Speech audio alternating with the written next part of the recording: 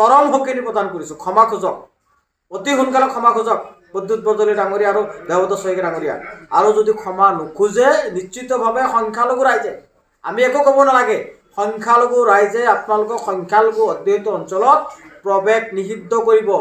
ওলাব নোৱাৰিব, আপোনালোকে ওলাব নোৱাৰিব। ক্ষমতা লাগে না, বিধায়ক হ'ব লাগে, টকা ঘটিব লাগে, দুৰ্নীতি কৰিব লাগে, আৰু সংখ্যালঘু জাতিটোক আপোনালোকে নিৰ্যাতন কৰিয়ে থাকিব, প্ৰতাৰণা কৰিয়ে থাকিব।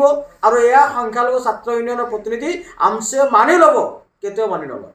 গৌৰৱ গগৈ ডাঙৰীয়া, আপোনাক কৈছোঁ, মনত ৰাখক, এইসকল দালাল, এইসকল হিমন্ত বিশ্ব শৰ্মা বিজেপিৰ এজেণ্ট থকা বিধায়কসকলক আপোনালোকে পুলিয়াই পোখালি উৎখাত কৰক।